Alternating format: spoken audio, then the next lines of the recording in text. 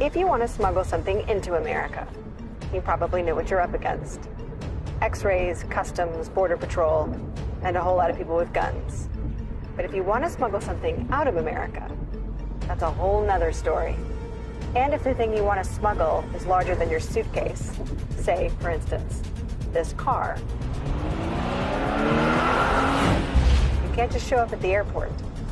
So unless you're willing to roll the dice and drive it across a land border, you have to come up with a new idea. Or an old idea. Because if it can't go by air, and it can't go by land, there's only one option left.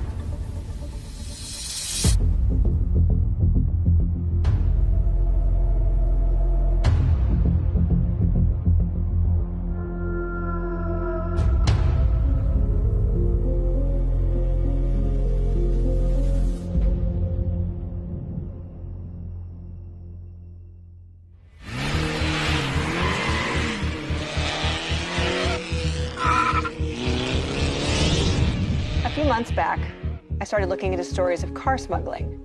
Not smuggling by land, but smuggling by sea, using shipping containers out of the ports of Long Beach and Los Angeles in Southern California.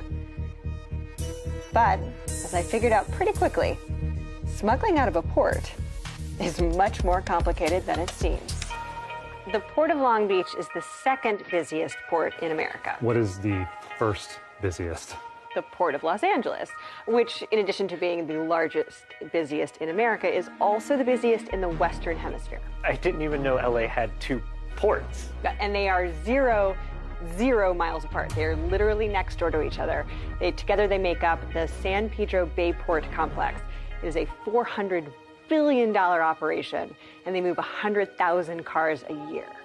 Both directions. So we have American cars going out and foreign cars coming in. Right, and mostly new cars, the occasional classic or supercar getting, shipped overseas as well. Yeah, it's not just imports. We ship a lot of cars out, including some that weren't supposed to go out, which is what caught my eye. In 2018, a group of scammers tried to smuggle $1.8 million worth of vehicles out of the Port of Long Beach. It was high-end Mercedes, Land Rovers, but it didn't work. The cars were discovered. Okay, who's a group of scammers? Well, a group of scammers directed by a foreign group of scammers, maybe led by a kingpin. The point is, they didn't get caught. They're still out there. So how is this even possible? Who is the shipper? Who's the person bringing the cars to the port? Okay, that's the brilliant part of the scam, because the shippers actually become the victims in this case. Wait, what does that mean? Here's how it worked as far as we can tell. The actual scammers are in China. So step one, scammers in China contact people in the US, and they say, hey, we've got a business proposition for you. Someone in China wants a car that they can't get anywhere but in the US. So we're gonna send you money, you buy the car and ship it to China, and then we'll cut you in on the profits that we make, which aren't insignificant. A lot of these cars actually will sell for 2 to 3 times what they're worth in the US. Step two, the scammers actually do send some money, maybe enough for a down payment, maybe an extra installment or two. Step three. I see where this is going. The buyer actually goes to a dealership, uses the money they were sent as a down payment, and then also gets a loan in their own name on their own credit. Okay. Yeah, step four, they drive off the lot, they take the car to be put into a shipping container, and then they sit and wait for their check to arrive. Step five would obviously be a non-existent step because those scammers never call you back. Right, and then the victim is left on the hook for the payment. Yes. Yeah. And the shipping paperwork is totally clean because the car is not technically stolen. So it sails through security, and it's gone. Right, so these scammers have basically just paid a down payment for the entire car. Mm-hmm. Exactly, that's the scam. An important caveat being that federal law prohibits the export of cars with an outstanding loan. Of course, so how does this ever actually work? Well, that's where we start to get down a rabbit hole with things like VIN cloning.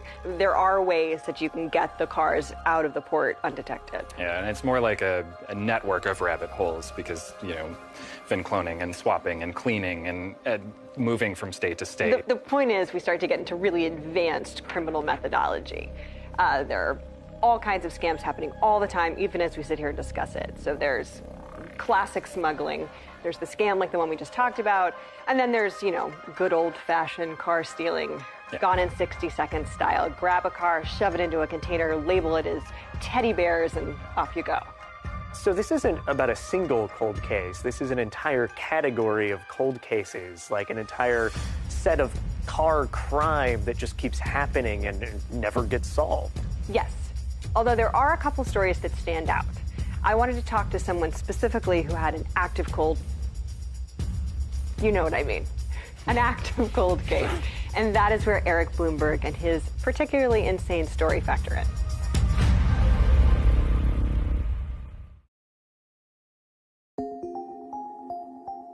I'm Eric Bloomberg, and I'm the former owner of Rent and Style in Hollywood, California. In 2007, I built up a fleet of exotic cars to create a lifestyle business for wealthy people to be able to rent the coolest cars and have a good time wherever they went. It was a really fun time to be in business. Everything was going amazing, and then my Ferrari got stolen. So tell me what happened. So it was just like any other normal Saturday. A customer wanted to rent a Ferrari for the week. She was qualified, and I rented the car to her. Everything went through fine. She left in the Ferrari. Her friend who came with her left in her Range Rover, and that was the end of it. I go back about my business, and the week progresses. Sunday and Monday, nothing happens, but we weren't getting any speed alerts. Okay. No one rents an exotic car, especially a Ferrari, and then doesn't speed. Everyone speeds. Everyone speeds if they rent an exotic car. Everyone speeds. So I contacted my customer, and she admitted to me that the person who she thought was her friend had taken advantage of her and stolen the car right after they left. But she was too afraid to tell me. They had befriended her and made her into some sort of a patsy. So they had given her the money and said, we really want to drive around in a Ferrari. You've got a good background to rent a car. We'll give you the money. Okay, so walk me through this. Your spidey sense is good. You don't call the police, though. Your first reaction is to what? I decided to go and investigate myself. So I look on the tracking system and see where the car is parked. Inside the Port of Long Beach, it was facilities that you can only enter if you have the proper authorization. I hired a private investigator, ex-Navy SEAL, to go onto the physical place where the car had been and see if they could get more information than me.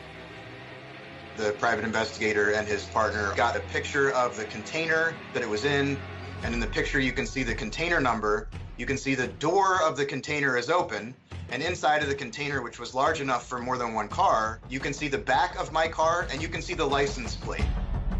And then? I actually put on an all-black outfit with a hoodie, and we had a black turbo Porsche in the inventory. I wanted to be as stealth as possible, and I went down to the physical address, and when I got there, it was all fenced off, and it was obvious something was going on. And I remember just looking through the fence and seeing all these containers and just wondering, where did it go? We just knew that now the Ferrari is out in a ship in the ocean someplace. You didn't go after it? God, yeah, I'd be like Sarah Connor at the fence, like, no! Right, I mean, Like, just oh my like God. swim, get after Settle it. Okay, wait, hang on. There is more. After we had a container number, we then contacted the authorities to give them information to start off. And it took them almost 6 weeks to locate the container. So at what point did the authorities give you any kind of assurance that they could get it back, or did you just sit in limbo for the entire length of time that the car was on the ship? For the first 6 weeks, I thought I would never see the car again. Ferraris are art, so picture a beautiful piece of artwork, and not only is the art gone now, but I'm envisioning it sinking to the bottom of the ocean, and octopuses are wrapping around it, and it's 20,000 leagues under the sea where it didn't belong. So spoiler, you got the car back. Yeah. How long did it actually take to have it returned to you? I ended up getting the Ferrari back approximately 4.5 months after it left. All the while, I still had to make the insurance payment. I still had to make the finance payment. Wow. The one thing that came out good was that there was 20 or 30 vehicles over there. And had I not been involved, that everyone would have had losses that were dramatic. And fortunately, and just by luck for me too, everybody got their cars back. So, the win. So this is still a cold case. As far as we know, no one was arrested for any parts of this crime, and the bad guys are probably, if not likely, still up to their same old dirty tricks. But if more people understand how these scams work, the more likely these guys are to be caught. Right. And then not only do you wrap up one cold case, but hypothetically a bunch of cold cases at the same time. Okay, so I'll play along with this for a second. So if these villains are still out there and they're still doing this and getting away with it, shouldn't we be asking how are people able to slip these cars, especially when it's multiple cars, past the Border Patrol, Customs, any of the other authorities in the first place? I mean, this is an entire car. Right, and as you said, cars, stolen cars, Right. plural. Right. And I understand how these scams work when there's clean paperwork, but actual like stolen cars in containers marked as, teddy bears or gummy bears or whatever. How is it possible that these cars are ever actually getting out of the country? Yeah, and why did it take one, intrepid Ferrari owner with his own GPS tracker to sort of crack this whole thing open? I mean, doesn't that make anybody a little nervous? Like, what else is getting through? Yeah. I did the exact same thing when I first read these stories. I directly threw the port under the bus. How do you miss an entire car? And then if you apply that thought process not just to cars, it suddenly gets into dangerous territory. Like, what, can you miss a bomb? Can you miss weapons? Well, and thankfully, this is where you realize that it is not that simple. Right. Because the port isn't missing these things. And if you try to ship a car in a container full of teddy bears, you're going to have a really bad day.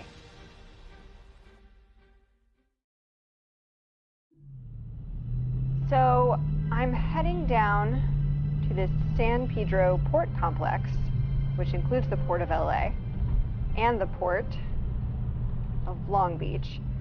And it's just unreal how, before I even get close to the water, I'm basically already here. These shipping containers go on forever. Maps are being frustrating today. Hey. Hi. Yeah, I have no idea where I am or where I'm trying to go. My map doesn't know how to handle it. I had the same problem. It's spun me in circles, but I can guide you in now. It's comical how long it took us just to find our way around. Yeah, you definitely have to see it with your own eyes to understand the scope of what we're talking about here. 43 miles of waterfront. That's like getting in your car and driving from Washington, D.C. to Baltimore, except you never left the port. It is a massive, massive place. It blows your mind when you really get down there and start to look at how huge it is. Let's start with the fact that nearly 1 million people work in or around the port. Let's just look at those numbers. That would make the Port of Los Angeles and Long Beach the 11th or 12th largest city in the United States.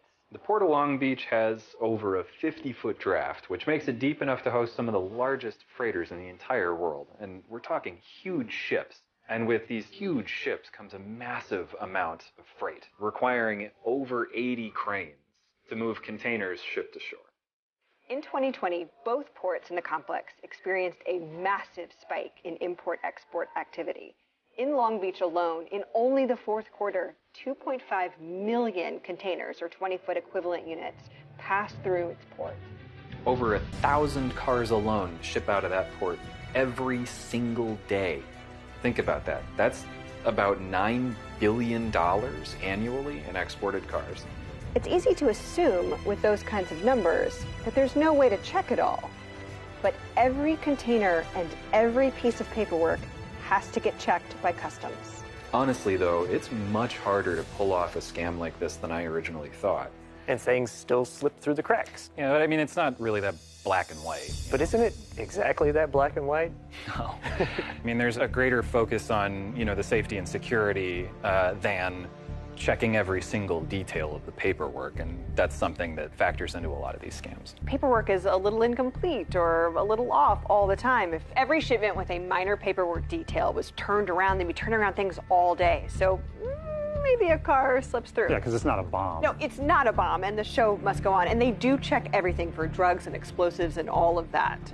But they can't investigate every random car in every random container. So at some point it checks out enough to be on its way. Right, and therein lies part of the scammer's gamble. You just kind of throw enough out there and hope that your car gets through. And they're stacking the deck, at least in this type of fraud that we're talking about. By using innocent victims in the first place, all the shipments seem legit. You got it.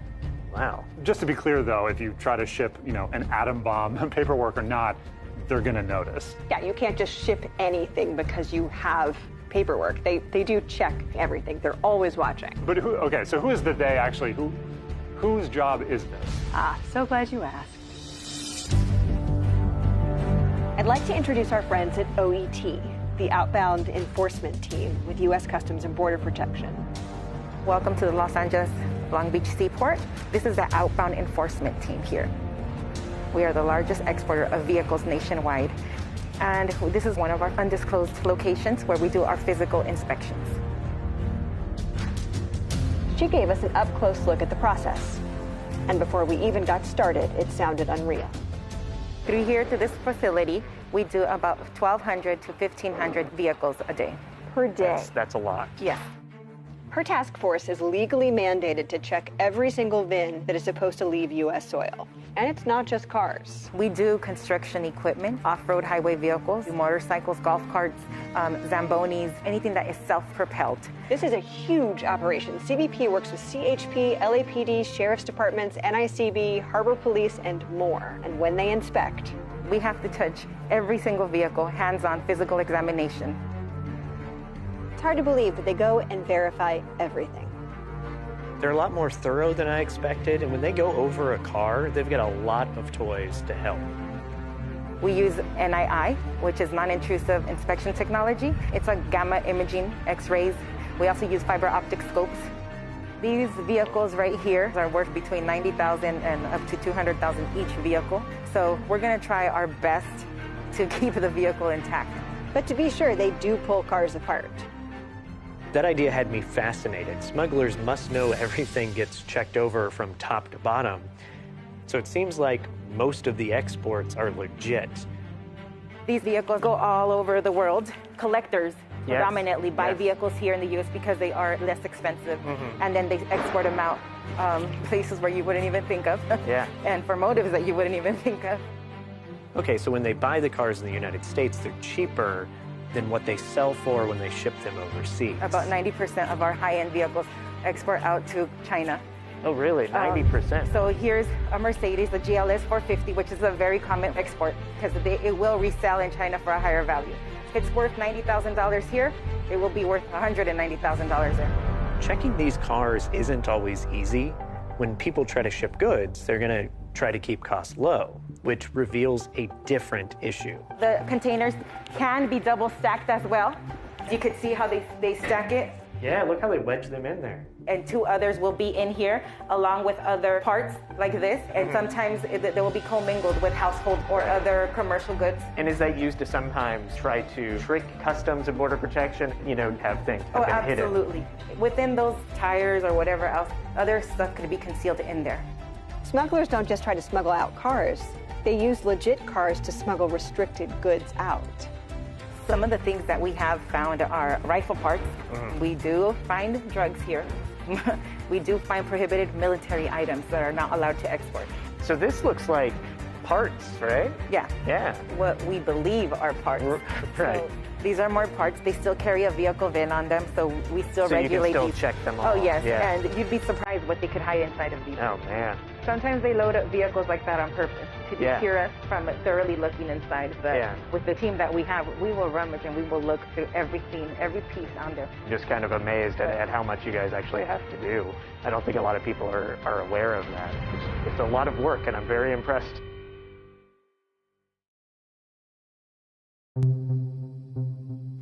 So obviously the task force, OET, makes it really difficult to get cars out of the port. So why risk it? What is really the reward? Well, Money. Money is the reward, but at OET, they hinted about all these crazy motives people had, and it gets me thinking about something Alexis said the other day. Alexis, you brought up the point that just because something is shipping to a place, that doesn't mean that's the final destination. Yeah. So I think our first question should actually be about the where, which should lead to the why. Officer Lopez singled out China, for example. Huge numbers of expensive cars go that way. Why? In China, a lot of that's more on the luxury side. You want an American car because it's recognizable. Yeah. So then you would pay more to get that, so everybody knows that you've got money. Well, and as you were describing it earlier, cars that are $300,000 or $400,000 here Many places overseas are easily double that because of import duties and taxes and all kinds of things. So there's definitely going to be motivation to try to get your dream car in a sort of roundabout gray, or not gray, it's totally illegal, but illegal way, just because you want it, and it'll save you hundreds of thousands of dollars. So if you have sort of a moral compass that allows taking these kinds of avenues, then you could, amass a collection of cars for the price of one Ferrari in local, I don't know what, Singapore dollars. You don't have to have an askew moral compass, so to speak, because you don't even know that something nefarious has been happening in between you asking for a car and then getting it and paying for it. That's a good point. That's the ultimate diffusion of responsibility. Oh, I just wanted this car, and someone said they could get it for me. Yeah, like, oh, I had no idea. He just got it for me at a reasonable rate. Now But I it's think here. that just knowing Luxury taxes. if someone came up to you and said, I can get you a new, perhaps lightly used Ferrari for half price, no questions asked. You don't get to pick any of the specs. It's just going to show up. Do you want to buy it cash? You'd be like, oh, this is clearly stolen. But you have to think about where most of these cars end up. Right. So like outside of China, what are the big areas that a lot of these, and they're not all Ferraris, by the way, but like where are we looking at? Because I know the Middle East and Africa, there's some hot bands. Yeah, right. We were just talking about this the other day. I've been in and out of research holes on this for a while now, and the short version is yes. After Asia, the primary destinations for stolen exports is Africa and the Middle East. Unfortunately, the Middle East is probably what you think it is. Terrorism is a big business. They're after those expensive luxury cars too, for lots of reasons. And one of those is stupid simple. It's easier to flag, especially in Middle Eastern countries, if there are security checkpoints and you see an American-made Escalade rolling up. You're more likely to flag that guy through your checkpoint because, he's an American expat or has money or something. So, Right. surely they're safe. Terrorists who equip vehicles with bombs are clearly aware of the fact that said Escalade has, recognition. Yeah, who gets noticed, who gets passed Right. through. Whereas in Africa and a lot of places, they're actually not super expensive cars. A lot of what goes over there is like just a normal workhorse car. And so there's like massive amounts of Toyota trucks. Yeah. yeah, that have to get over. And then some of the, like on one hand, you can say like, oh, are these being used for terrorist activities? And on the other hand, it's helping people live normal lives. And they're not asking where those cars came from. They just need a car to get around. And they couldn't necessarily pay, the $30,000, $40,000, $50,000 MSRP. And so getting a discount means Right. it happens or it doesn't. So what other option do you have? Yeah. Right. There are a lot of African nations that are implementing new emissions restrictions.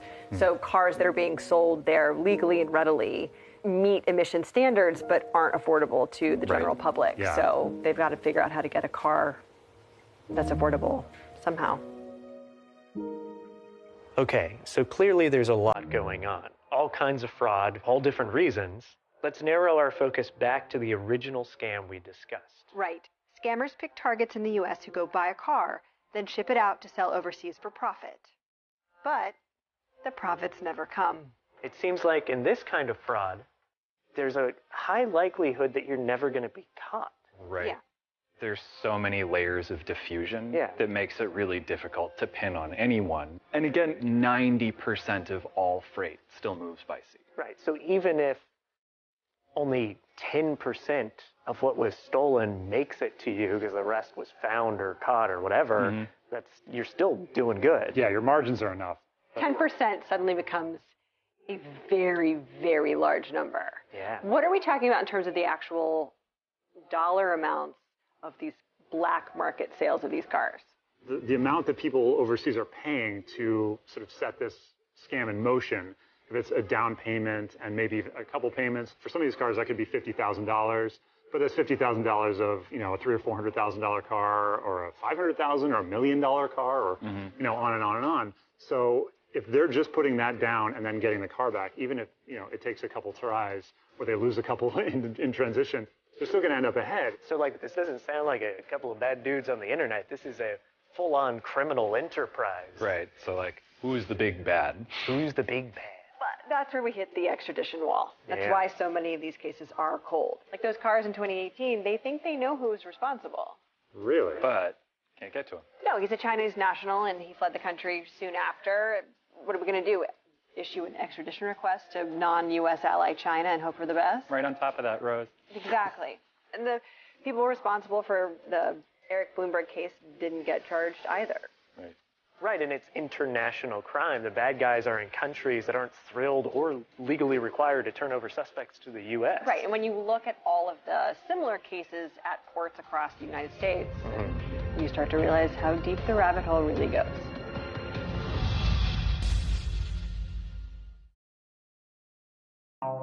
We keep hearing about forged documents and scams, but that's not the only way you can get a car out of the country, right? Yeah, no, there's absolutely more than one way out. Right. It's like you can steal a car and stuff it into a container, which is probably not going to work.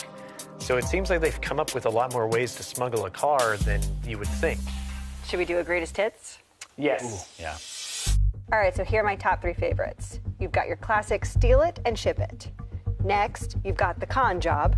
And finally, you've got identity theft. Well, we could start with the obvious one, which is the one that Michael just brought up. Steal it and ship it.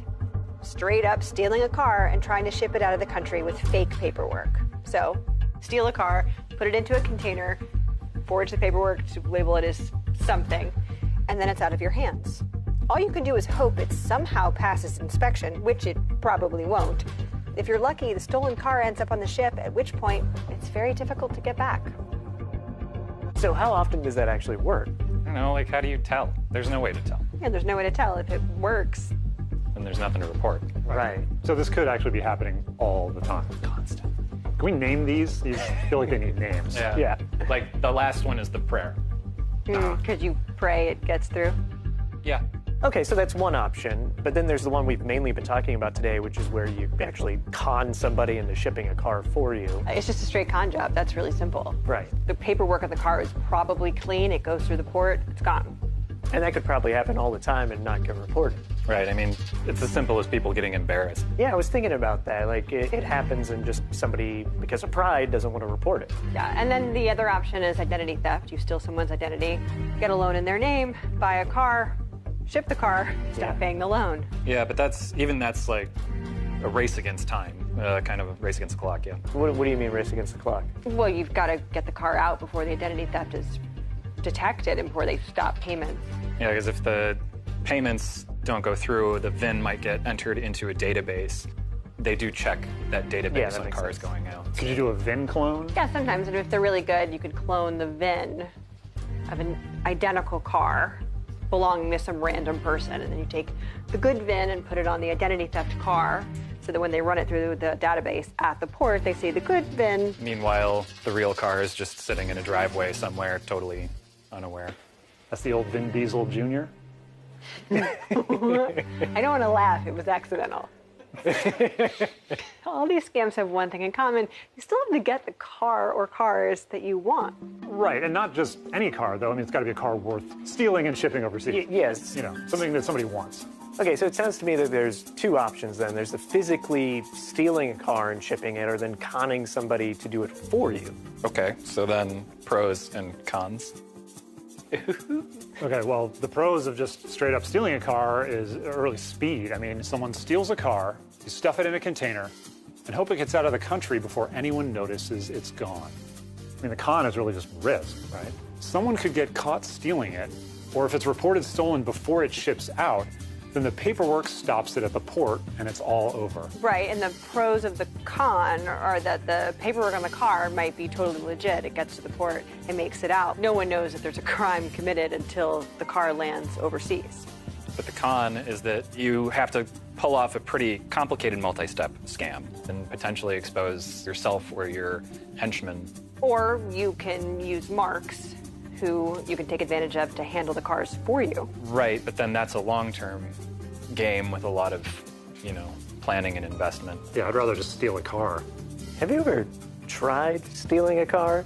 I'm not going to specifically answer that, but I will say I have started things that move without keys. we'll leave it at that. All right, let me be more specific then. Have you ever tried stealing a modern luxury car like the ones in the cases we've been talking about? I have never stolen a modern fancy vehicle. No, I'm just asking. However, I'm pretty sure I know how it's done. And that's probably a bit of a thing. Ooh, let's find out. Oh. For informational purposes only, the following sequence shows one of our hosts breaking into cars and generally behaving badly. I can't believe we have to say this, but don't break into cars. Some details may not be shown. Hey, so what do you got for me? Okay, so here's your mission. Please tell me it's an international treasure hunt. No. But we do have 3 challenges for you. Secret challenges? Sure. So, we have 3 cars from 3 different decades, and your job is to steal them. So what's up first? Now that's a secret. Okay, what do I get when I win? Well, I mean, we do have a betting pool going. Do I get to keep this Corvette if I steal it? Wait, what? Okay. Got it? Here. Of course he's already here. Shim down. I didn't know you were going to start without us. Just making sure I still got it. Yeah. So this is a little project of ours. I believe it's pronounced Corvette. Early 70s. So we thought this would be a good one for you to try to break into to start. What kind of techniques are you using? What are you doing? Okay, so what I've started trying, which I think is not the right way to do this, is the old, coat hanger. You kind of shim between the window, get down to the lock mechanism, and just snap it. But there are a couple options with a car like this. I mean, it's a T-top, so that's one obvious kind of weak point. If you get the top off, because I mean, the windows are kind of sagging. I mean, you can really, I can get my finger pretty well in there. Yeah. I can almost climb in through that. And that side, I think, actually has a little bit of wiggle to it to play with it. Yeah. So there's some ways in through that. Now, the sort of, old school / movie technique is you slide the coat hanger in here, literally try to hit the lock from the inside. And, it's not a complicated thing. You're just like, we got a hook and we're trying to get it around the little lock thing. And this is why you'll see pretty quickly like why they switch to electronic, lock buttons and that kind of stuff. Ooh, almost. that's close. Now, if this doesn't work, just as an example, if somebody were not able to do this, someone who wasn't me, man, if we had called the cops, they would be here by now, Tim. Luckily, most thieves had several hours to steal their cars. Wait. Oh my god. Oh. Ooh. Did I do it? Oh, you did it. Oh. Okay. So, You're not done. That's just opening the Step door. one. that's true. Yeah, what are you going to do now? Are you going to try to hotwire it, or are you? Yeah, for a car of this era, you can definitely hotwire it. That's kind of the thing to do. Once you get a little later into time, it gets a little more complicated. But for right now, I'm just going to give it a try and see if there's any life to your project. Just give me a minute. The old college By track. the way, our lawyer said we can't actually show him do this. Can't go into great detail on this, but some wires and some things. I did already open up the ignition column just to help him get to the wires a little easier. So I want some credit if he actually pulls this off, which he won't. He won't for many reasons. He's actually got the wires together. So. Yeah. What's wrong, Tim? What isn't starting? Good question. Did you get it? Okay. Hold on. Let me make sure that everything's connected up here. There's a big piece of thing missing.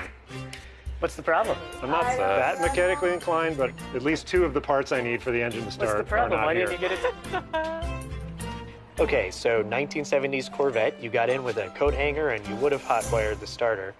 Next, we jump ahead to 2001.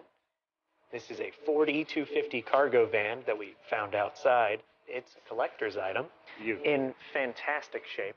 Might be some new, anti-theft measures. Yeah, definitely a few more bells and whistles on this one than a late 60s, early 70s Corvette. What are you going to do? What's your technique on this guy? Okay, well, for something from this era, there's really only one place to begin, especially with you people. Go ahead and make sure that a few things are in order. That would be... And yes, there is an engine and a battery. Okay, so we're in... Okay, what's next? Okay, so now that you've got, engine, battery, so you've got to get in the window. Now, you can obviously just break the window, but that attracts a lot of It's a bit attention. conspicuous. So if you want to be a little more elegant about it, take one of these. I like that you're talking like you've done this a lot. Read about it a lot. There's a very diplomatic answer. And all that really happens is there's a little latch in here, and this is like any like little truck driver, anybody will know, and it gets hooked under there. So you catch that little spot where there's resistance. Yeah. And then by you pull up, and then it should just kind of pop. Oh, there we go. Oh. Well, there you go. I'm impressed. So something to know about cars like this: you don't really hotwire them. That kind of happens more in the movies, or really just on older cars, because if you hotwire this car, you could actually just completely brick it, or it might only turn on once because of how the ignition modules work. You're more knowledgeable about this than I figured. I may want to change one of my bets over here that I have going. So, what we do now is, with a couple simple tools, because I'm not going to show you exactly how to do this, but is you take a screwdriver, and basically you're just trying to break everything. It's a screwdriver where the key goes, give it a good hard whack, and then you're just breaking the steering column, the little registry pin that's holding it in place, and all the tumblers, and at that point, you can just turn the car over and start it at that point. Does every cargo van come with a hammer and screwdriver in the front seat? Don't worry about it. So anyway, after you break all that, then you can turn it over. For these sort of mid-age, kind of 20-year-old cars, that'll kind of work pretty well. Now, we are in California, where a lot of people just leave their car running in the driveway. Which is super weird. So okay. You may not really have to work that hard. Keys could be right in the ignition. Yeah, they could be right there. Or if you get a little creative, people will just do something as simple as... That seems a little too set up. I think Tim broke into this car before we shot this. A seasoned veteran will know all these things. Anyway, no. But seriously, in all sincerity, you have impressed me. I didn't expect you to even get the lock open, let alone know how to just sort of brute force steal the car. But it doesn't seem to be that much harder than even the Corvette could have been, because you're just breaking the ignition cylinder. Yeah, for more modern cars, it gets a lot more sort of nuanced and technological. And speaking of that, we do have another car for you next that you can't just brute force. There is a little more high-tech gadgetry involved, right. and it is my personal car, so please be very, very, very...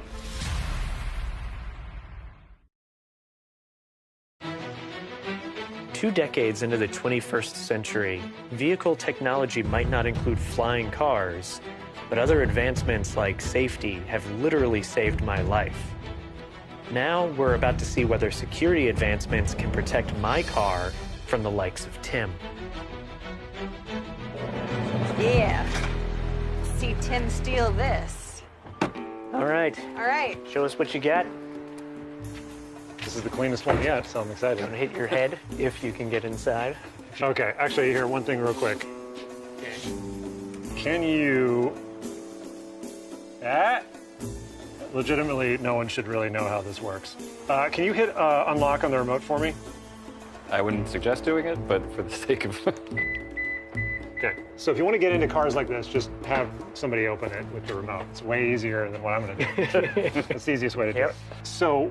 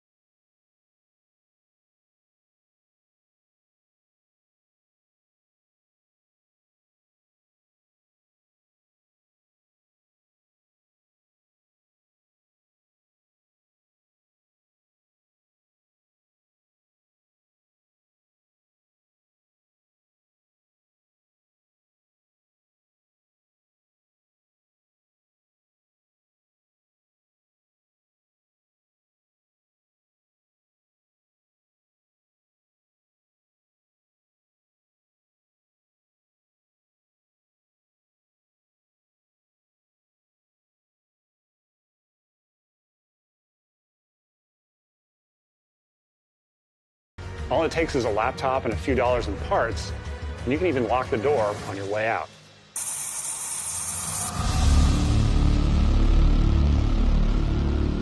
more we talk about stolen cars in the port of Long Beach throughout the day, I just keep thinking of Gone in 60 Seconds. In that movie, one of the big hurdles they had to overcome to steal all the cars was that the Mercedes all had these keys that had to be cloned. They couldn't steal it the old-fashioned way. So that's even 20 years ago. So now new technologies have made it even more difficult to steal certain luxury cars, as we now know. Well, and what it really says to me is that there is an unbelievable demand for stolen cars, especially overseas. Enough demand for criminals to build entire organizations focused on figuring out how to smuggle cars out of America. You know, if there wasn't demand, there wouldn't be this problem, because like people wouldn't go to this trouble for 4 people who want a car overseas. It's like, it's got to be a huge industry. And I've had times where I've gotten a little frustrated, sort of feeling like, how do you ever get ahead of the curve? Like, how do the good guys get anywhere? How do the good guys win in the end? Where does it stop? Every time law enforcement figures out one scam or one operation, another one just pops up, you know, even the next warehouse over. We categorize a successful case or a closed case based on someone being arrested and charged for a crime. And it's been interesting to sort of remind myself that maybe the upside here isn't the criminal charges and the bad guys getting their due, but these cars coming back, because so often they do come back. And a lot of them, I mean, right, we've talked a lot about cars that people didn't even really own for very long, if at all. But there are a few stories that come out of the woodwork where really beloved vehicles are returned to their owners, sometimes decades later. Yeah, I mean, there's the microbus behind me. It's called Mikey's Microbus, so it's mine. It's a 1965 Volkswagen microbus. It was stolen, and then 35 years later, it turned up in the port. And a restorer in, I believe, Arizona had restored it, and you can even see it from this picture. Like, it is a beautiful microbus. Yeah. I want that. Like, that is incredible. And the restorer, not at fault, not the criminal. He didn't steal the car. He was as shocked as anybody when the port called and said, this was stolen 35 years ago. But it's a happy story in the end, and now it's back in the hands of the original owner. So it's an amazing story, and not the only one. No, this Jaguar XKE actually has a similar story. It's in 1967. It was stolen from the original owner in 1968. It was his prized possession, and it turned up in Long Beach 46 years later. This was not the original color of the car. It was returned to him in this condition. Who knows how many people had their hands on it in between. But he did get it back. Sadly, not too long before he passed away, but he was reunited with his prized Jaguar. He was really grateful to the port, and he was quoted saying, "If anyone asks, I'll tell them I'm very proud of my government." Well done, CBP. There are